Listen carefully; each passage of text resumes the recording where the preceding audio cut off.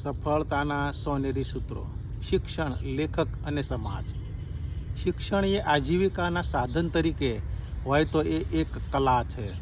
જીવન વિકાસ માટે, સુખ સમૃદ્ધિ, શાંતિ માટે હોય તો એ વિદ્યા છે. લેખકો, કવિઓનું કામ તાળી વગાડવાનું કે લોકોને આળસુ, પ્રમાદી, કામચોર બનાવવાનું નથી હોતું.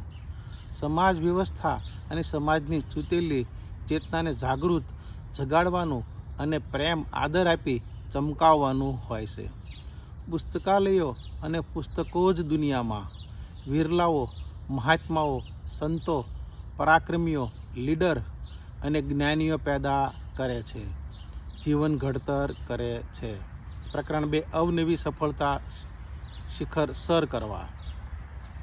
સફળતા કઈ રીતે મેળવવી એના માટે સૂત્રો, કહેવતો, દ્રષ્ટાંત, દાખલા, આધ્યાત્મિક જ્ઞાન વગેરે ખૂબ છે.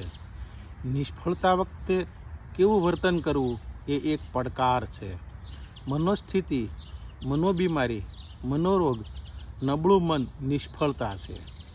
જરૂરિયાત અને પડકાર આપણા આત્મવિશ્વાસ, આપબળને જગાડે છે. સતત, લગાતાર, આકરા પ્રયાસ અને કઠોર પરિશ્રમથી મેળવેલી સિદ્ધિ, વિદ્યા આપણને સદાય સ્મરણમાં અને જાગૃતિમાં રાખે છે. પડકાર ઝીલી લેનાર મક્કમ મનોબળ અને કાર્યદક્ષ પરિશ્રમ અંતર આત્માને મજબૂત અને ઉર્જાવાન બનાવે છે. પ્રકરણ 3. નવપદ નવનિધાન.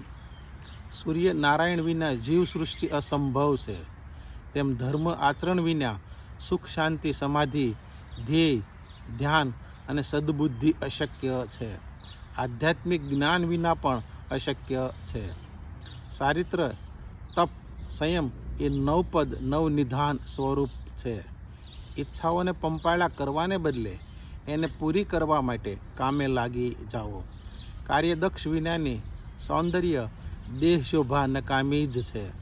સફળ, જાગૃત સમાજ અને વ્યક્તિઓ પોતાપણાથી નિરોગી, સ્વસ્થ, આત્માઓથી ઉન્નત અને પ્રગતિશીલ બનતો હોય છે.